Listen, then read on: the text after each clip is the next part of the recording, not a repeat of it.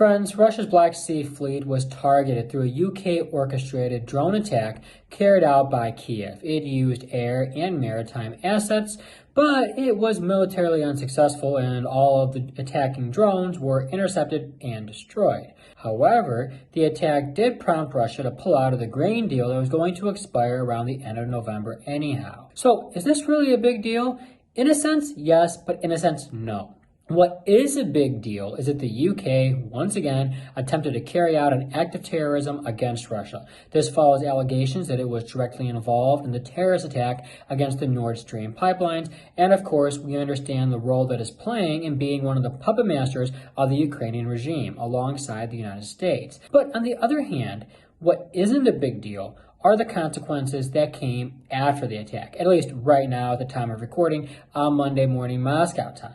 By that, what I mean is the scuttling of the grain deal. So on the surface, yes, it's actually pretty sad because a lot of developing countries urgently needed the grain that Ukraine provides. But if you dig deeper, the reality is that Ukraine was not sending grain to developing countries. We know this because President Putin directly called out that regime on the 30th of September for pretty much exporting all of its related wares to the West.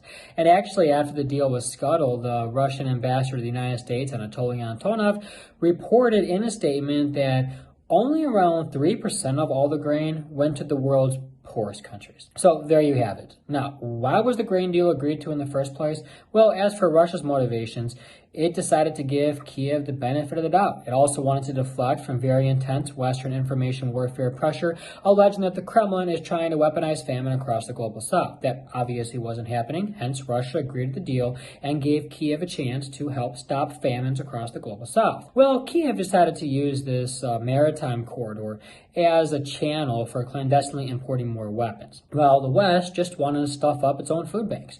So essentially, for those reasons, the deal fell flat. It was probably going to fail anyhow.